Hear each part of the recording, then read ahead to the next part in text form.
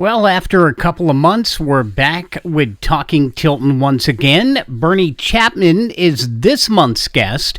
And Bernie, what was it like growing up in Tilton? Well, of course, there are some pictures around now, but there were some enormous elm trees on the main street, which was nice shade in the summer. And, of course, all the elms died in Tilton. There was one right on the corner of my property as well, Mm-hmm. and others around the town. But I think more or less everybody knew everybody. I remember my mother cooking up something and asking me to take it down to Mrs. So-and-so's house because they were all sick. And things like that. A lot of the women did that when people were sick. They'd cook up a little extra soup and give it to the neighbors or that were sick. Everybody watched out for everybody. Right. Everybody was treated like family. Yeah. Now, do you get kind of like the same type of feeling that some of that is still happening today? Oh, yeah. I think actually this virus that's going around has caused people to get back to helping one another maybe a little bit more. I don't know. Maybe. Perhaps. I honestly think it's something that should have never gone away to begin with. Well, I suppose it has to a point, but Tilton has grown, but it's still pretty close. People in their little neighborhoods, they take care of. And then if there's some big thing that happens, the whole town will help, So what was life like for you growing up? Well, I lived in the house beside the road, which has just been redone over because it was falling apart from old age.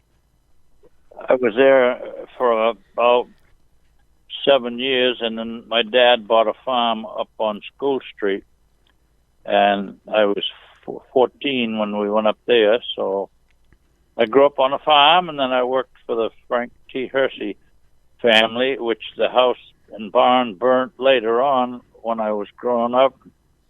And now the charter school in Franklin has purchased the land. I don't know, I'd say approximately 100 acres. Oh, wow. March Road, you know where that is? Sure do. Yeah, okay, then just start up there and on the right. Yep, I know exactly where it is. Okay, then.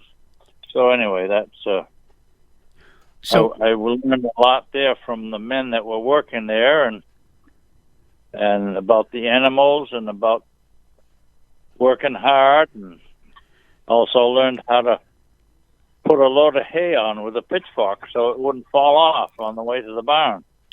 From some of the people I've talked to doing these interviews, that's not an easy thing to do. No, it isn't. No, they taught me you got to do it right, and then it'll stay. That was a good way to spend your summers, though, right? Yeah, I worked, actually, after we got up there, we knew the family anyway.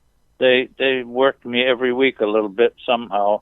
I even went down to the lower part towards School Street, and they had a mill and a roof, and they had an old machine that you had to turn it by hand, a big wheel, and it was kind of start off hard, but then once you got it going, then it would go chug, chug, chug, chug, chug, and then finally it would. But they taught me how to turn it and to get my hands out the way too, because it's like an automobile. Once you get that going, it whips right around and it'll break your wrist quicker than you can think. I can't even imagine that. But that was at an open top, and you poured in water and then gasoline on the side, and that's what you did. You warmed it up. It was probably 3 feet, a little bit more, big round wheel, and you'd grab hold of the handle and turn it. And it was hard to turn, but once you started and it got going, and then that would turn the saw and we'd cut the wood. Wow. So, for a typical day, and I'm sure you probably started early, would you end up working all day doing all this, or was it only a part job? On a Saturday. But no, I didn't always do the same thing all day because it was a large farm, Mm-hmm. and they from chickens to sheep, to cows, to horses, and that's where I learned how to handle a horse. And I didn't know. And number one, when you come in the morning, sing or talk loud, whether you say anything or not, because then the horses know you're coming. Okay, makes sense. Never go into around the horse with silence, even from a distance. Yeah, I totally understand it. Maybe that's why, because I had a run-in with a horse one time. Nobody ever told me that. No, well, I was lucky. I had two adult men and one half, well, maybe 45, 50. And the others were 55. And they all told me. And then they also taught me to harness it by getting a big box that they had so that I could stand up on it. Wow. And then by that time, I had led the horse out. And another thing, don't ever go in beside a horse in a horse stable, because they have a wall up between each horse. Right. And if you stand there, he doesn't know what it is, so he squishes you right up against the wall. Always speak, and then put your hand on their rump and just drag it right along all the way, talking right up front. And then if you're going to lead them out, lead them out. If you're going to feed them, feed them. If you respond to them, they'll respond to you. So were you an only child? I mean, were you the only one that was doing a lot of this? No, my parents had two girls that were older and one son besides me that was younger. Okay. And you all worked around the family farm? Well, actually, yes. We had spring at first and no electricity. Okay. So we went along, and then my dad built a barn, and we had cows and chickens and pigs, and, learned you got to work if you're going to get anything done. Something a lot of kids need to know, like, right now, that's for sure. Well, we burned wood, too. Mm-hmm. Yep. And so we had to cut that up, and I was what they called the takeaway man. And my uncle had a tractor with a saw on it. It was about, 2.5 feet, I guess, diameter. Nothing over it, no cover, no guard, no nothing. So my dad handed it on to him onto the saw table, and he pushed it up, and it would cut off. And so they told me, you stand here and don't you move. You put your hands here and don't you go any closer. We'll get it to you. So I made it. Wow. I never got cut. You're a lucky guy. Oh, yeah. Well, I learned because they were both very easy to work with. They never demanded, like, you stupid kid or anything like that. They were always very, very kind. And my uncle had a boy and a girl, so his son as well. But then the Hersey farm had a milk route, and he'd pick me up 5:30 in the morning. We'd go down, deliver the milk through Tilton, and then he'd take me at the high school, which, because after the Northfield School only went up to 6th grade. And by the time we moved up to the farm, I was in 6th grade. So I was glad that I did all this because I learned a lot from everybody. Everybody was very kind to me and never made fun, I'll tell you what, I remember, spending the summers getting the firewood, chopping the firewood, doing all of that. My dad was always the type of guy.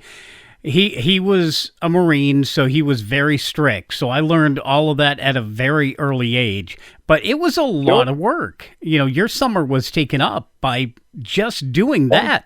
Yeah, that's right. Yeah. Take me, just through the memory. What are some of the things that you remember about Tilton? And you've been in town for quite a while now. Well, yeah, I've lived here all my life. I never lived anywhere else.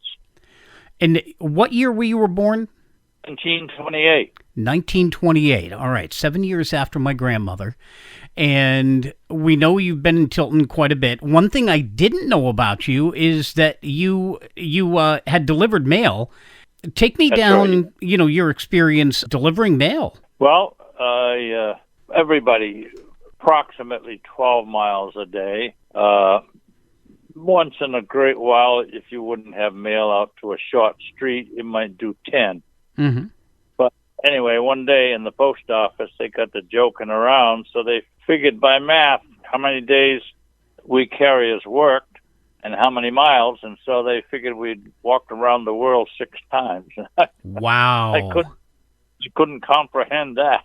No, me either. But anyway, back then, kids would play outside in the sandbox and stuff, but I'd get going along and the police car would pull up beside, "Hey, Chappie, have you seen Jimmy John?" And I'd say, "Yeah, he's up here playing with the kid." "Oh, thanks a lot. His mother can't find him." So he'd go up and give the kid a ride home.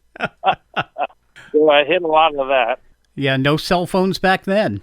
No, the policeman was everybody's friend, and so they'd just ride around and check different places because there were some kids that would just take off immediately. Seems if once they get out in the sandbox, they would just like to wander and play with other kids. Now, what year was it? How old were you when you actually became a mail person? Well, I was 21, and I took the test. They took it at the high school. They passed it with a high mark, and I was glad they did.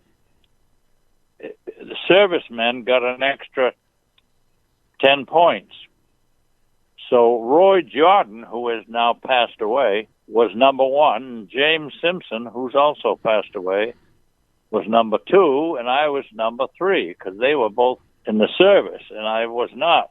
Okay. Yet. I said, "Oh, that's fine." And then Jordan decided to go into electricity, so he got off the list, and then Jim Simpson went on, but it wasn't very long before they needed somebody part-time now and then when somebody took a day off. And so I went into the office, and I learned to stand in front of this multi-slotted, I don't know what to call it, but anyway, stand up to it like a cupboard. Mm-hmm. And that was all the towns in New Hampshire. Oh, wow. And stand there and sort the mail that was coming from town, but also this other man came and took the mail off the train and drove it up to the Tilton post office. And then if we had mail for Gilmanton and Belmont, he was going over there, and of course he'd bring mail back, and we'd get mail in the sacks. And so when we dump it out, I'd stand there for, 3 hours and a half to sort that mail already so that when he'd get back in the afternoon, he could pick it up and take it down. And by the time everything got done, the train was on its way back down to Boston. So now, the post office that you worked at, that was the old one where the depot was, right? this post office in Tilton was in the town hall. Oh, wow. Okay. Where the town hall is now. Gotcha. And that was what it was, and the police station was on the corner going up School Street.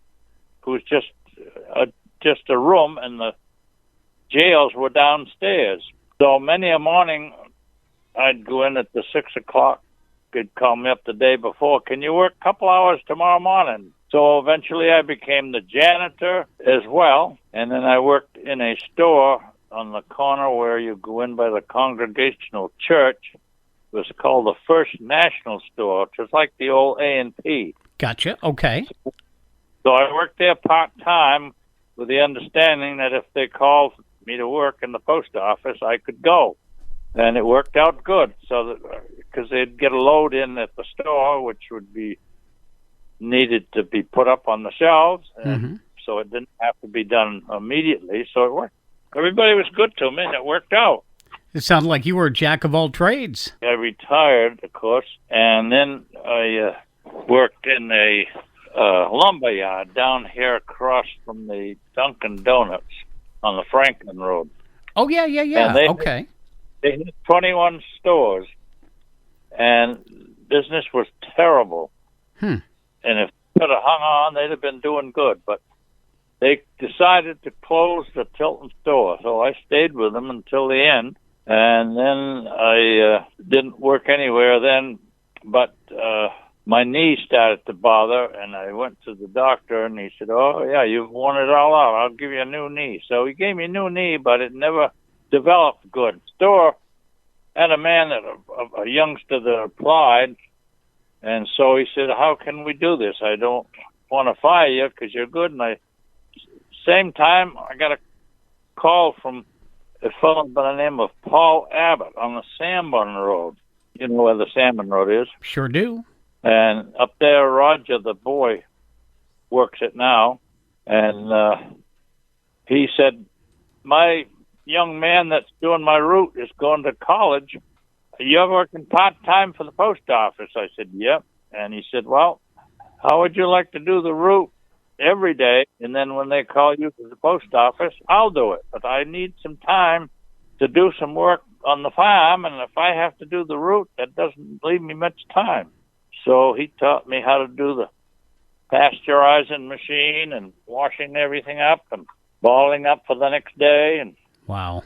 if I got a call, I'd call him and he'd say, "Okay." So I worked both places there. And little by little, I worked into the post office until somebody retired, and then I became a carrier. And then Dr. Robinson down at where the Black Swan is here. Yep, I remember that.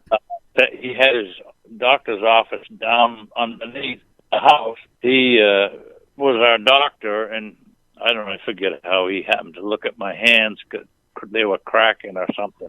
Mm-hmm. And he said, "I want you to go inside the next time there's an opening, because if you're not, by the time you get old, you're not going to be able to use your hands. You've been so cold." So I did have a chance to get in. A fellow retired by the name of Paul Pelletier, and he, was at the end of his 30 years to retire, so they just made me sign up, and nobody else did sign up, so I came inside for 15 years. Unbelievable. So then I opened the post office at 5:30 in the morning, because that's when the truck arrived. No more train. And I feel terrible that they ever took down the railroad station, because those beams and everything in that place, that never would have moved. That was strong, and it had an apartment upstairs, and it had a men's and ladies' restroom, and I hated to see that go. You know, that's the type of history that you really wish they would have been able to keep around. Well, it was solid as a rock. And man that was there, and I wasn't old enough, but he had a bumming bugle corps. Huh. And he went all over the state, and they earned money to buy him uniforms, and he had all the boys in town practically in that. And so that naturally there wasn't too much trouble. Right. And he and his wife lived upstairs in the apartment. They just never happened to have any children, and he put his time into that. Yeah. It is kind of sad. I never got old enough to get into that, so I was still growing up. But I right up, Pleasant Street that goes behind the water company and at the foot of School Street Hill there? Yes, I do. Well, down on the right, later on, the Blairs bought the place. Okay. But there was a family of black people called Wilmot. And so I went to school with them and played out in the fields, Tilton School property and everything there, handball and whatever, and sliding and all that. And just about 4 o'clock in the afternoon, we'd hear a mother's voice call, "Come on, boys, I got some cookies." So we'd go back into the house, and we'd have cookies and milk. So I never grew up with any problem with integration, because they were black, and the oldest boy played the guitar. Right. And he gave music lessons down where I think it's not where the barber shop is, but it's 2 doors down, and I think the lady there does fingernails and stuff. Okay. In that line for ladies and stuff. I don't have any trouble with black folks at all, because I grew up with them, and right. She she'd have us every day. She'd have us in just before dark, give us cookies and milk. Well, heck, I'd do anything for cookies or milk. I mean, that's just not even a question on that. You feed me and I am yours, that's for sure. Well, I was fortunate in many, many ways. Right. I haven't got the perfect knee, but that's all right. I get around the best I can, so I've been doing what I can to help people, and then I became in Tilton, you have to tend to the people that vote, and supervise the checklist is the actual name. Mm-hmm. So I've been that 16 years, and my time is up this year, and I'm going to put it in for again. Unless somebody beats me, I'll do it again for another 4 years. And that's interesting because you meet a lot of people, and they ask you a lot of questions, and we have a book, and I have found the answers for different people and made them happy. That's all that matters. Peace. So I've averaged, I guess, one marriage every year, but sometimes more than one. But some people don't realize. But if they go to our town clerk to buy the license, she will tell them, if you're interested, we have some people that are justice of the peace if you wish to do that.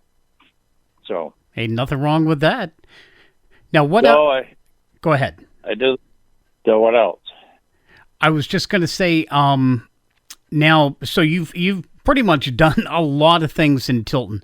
Do you have a favorite?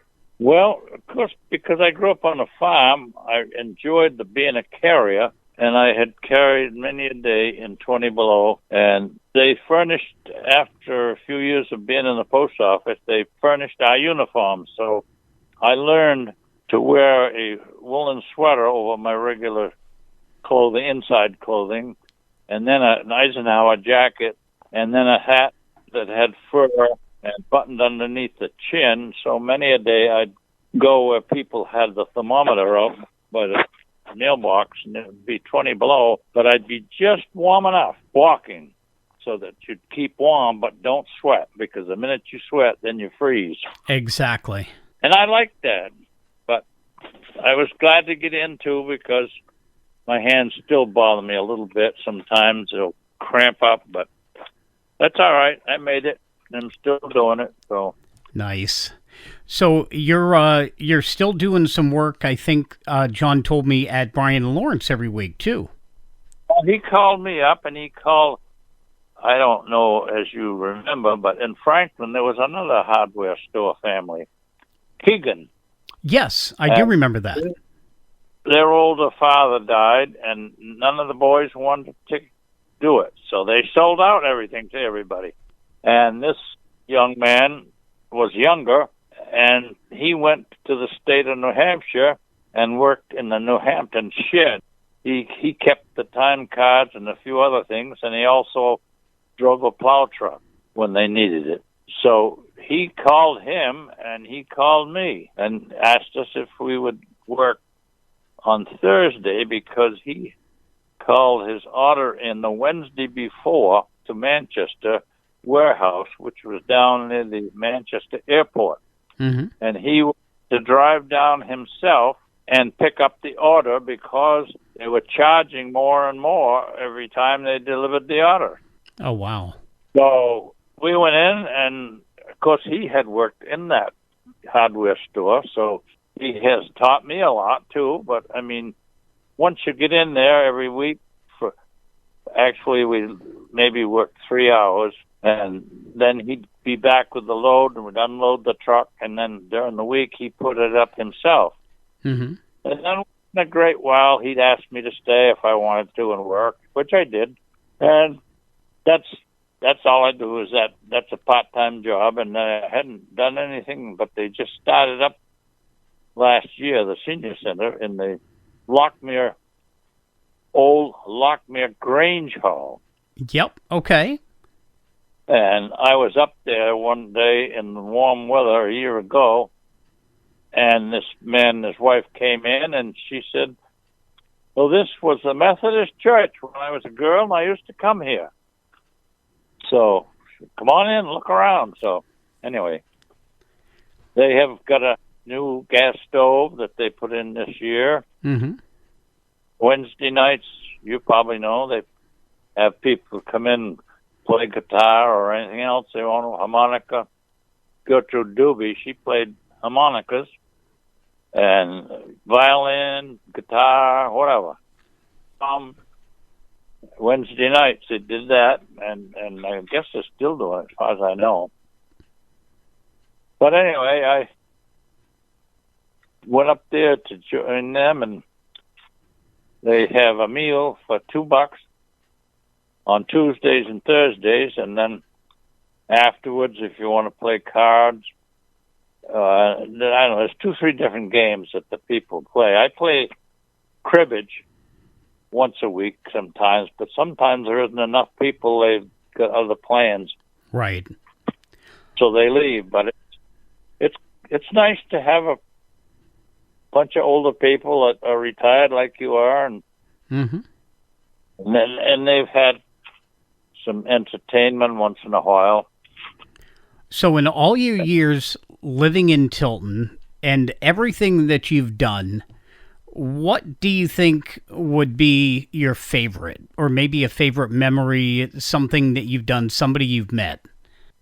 Well, actually, I enjoyed delivering the mail because it was exercise, and I felt good all the time, and I was able to do things like we had a little bit of a hill on my property, and I'd go out and push my kids down, and finally got a toboggan that was not new, had a little crack in it, but anyway, I fixed it up, and so the kids would go down what hill we've got, and they'd go clear to the fence of the property across on the Main Street side, and the Brunos lived there. John Bruno and his folks and whatever, Mm-hmm. and actually his grandmother, Grammy, I guess that's how you pronounce it. You say grandmother, they said Grammy Amino or something like that. Anyway, and then later on Peabody Street, there was a vacant lot, and they built a house, and the Muscadinis, he came over from Italy years ago and opened a store on the main street of Tilton, instead of where the diner is, or the lunch diner, to the door to the right. And Okay. he worked 7 days a week, and little by little he brought his family over. Wow. So I was very friendly with the son, and he ended up marrying my neighbor, Barcelay. Did you ever know the Barcelays at all? No, I don't think so. Okay, well, anyway, they lived next door to me, and the girl married the boy, and so anyway, but I like being out with people. I enjoyed people very much. I'm sure you had a chance to meet a lot of really cool ones. Yeah, and I guided a lot of folks to their relatives, which makes you feel good. Oh, sure.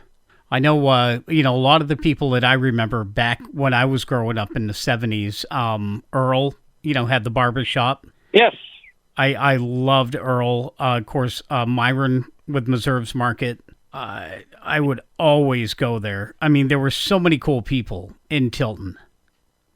I worked for Myron Meserve, and it was my first job. 35 cents an hour, and he had me taking potatoes out of a 100-pound bag and putting them into 15-pound bags, and then bringing them up and setting them on the vegetables counter. Yep.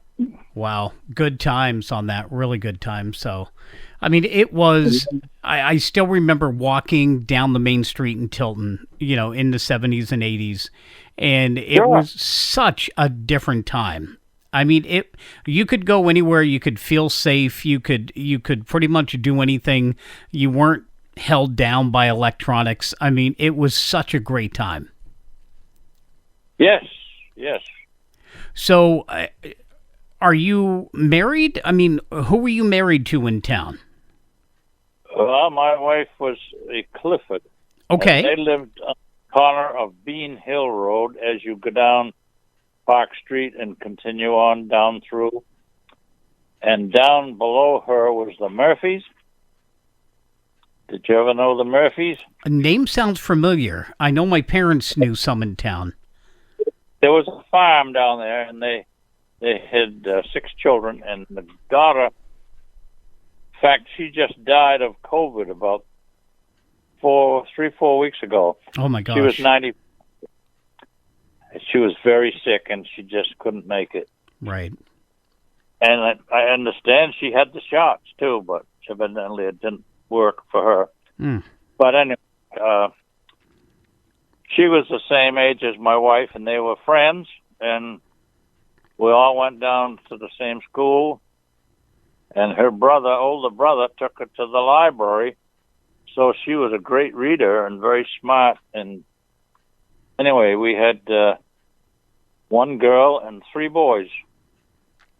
Nice. And then I lost her. She was 62, and she had cancer. Oh, my goodness, I'm sorry.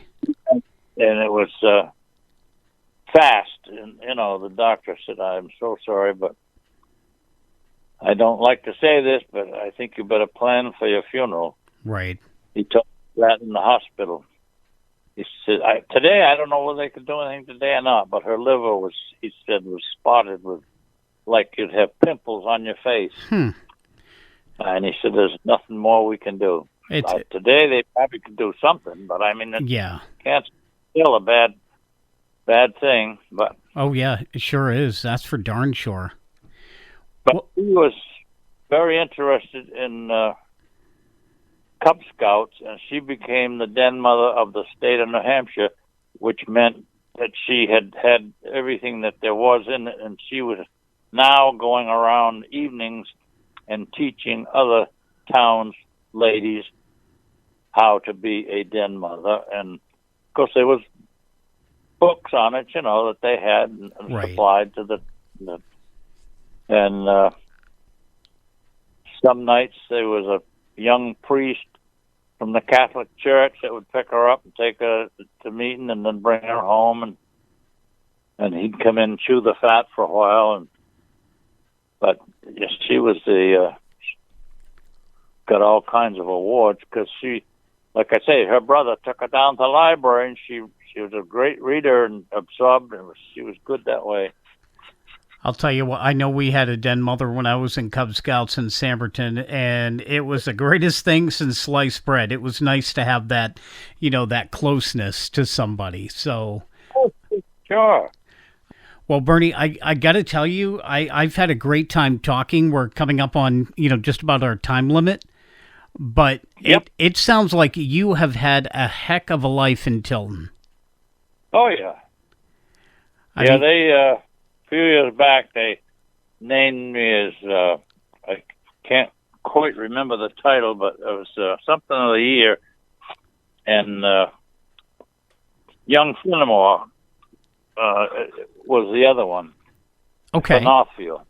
And he's now the moderator for the school meeting mm-hmm. and the fire meeting. Yeah, it's. I'm glad I grew up in a small town. Really, you get to know everybody, and everybody takes care of everybody. And best place to be, my friend. Best place to be. Well, Bernie, thank you so much. I really appreciate you taking some time and talking with us today for Talking Tilton. Anytime. Take care. All right, my friend. You have a good weekend. All right. This has been Talking Tilton. And, of course, my guest this month was Bernie Chapman. If you want to be the next guest on Talking Tilton, all you have to do is get a hold of John Ciriello from the Tilton Historical Society, and we'll get you on. All right? See? Painless, easy, nothing to worry about. Talking Tilton brought to you by the Tilton Historical Society and Scuba's Place WSCO DB Internet Radio. We'll see you next month.